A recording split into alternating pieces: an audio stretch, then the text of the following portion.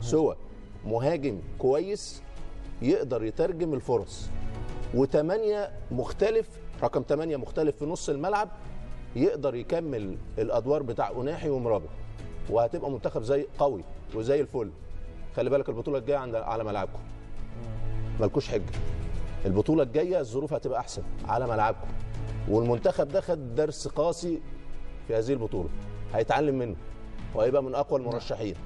فبلاش الاجواء الدراميه. المنتخبات الثانيه العربيه عندها مشاكل كتير قوي، انتوا لا، انتوا ما عندكوش الا واحد مهاجم يقدر يترجم الفرص، وواحد 8 في نص الملعب مختلف. غير كده الفريق ده هيكسر الدنيا. فعلى اهدوا.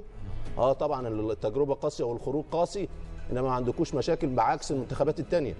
المنتخبات العربيه بمنتخبنا عنده مشاكل كتير قوي في المنظومه في كله. تونس عنده مشاكل كتير، الجزائر عنده مشاكل كتير، انتوا لا. فحافظوا على الاستقرار وحافظوا على الولاد، مش تبقى في الحلوه معاهم صحيح. وفي المره هذا ما قلنا، وفي المره قطع، لا.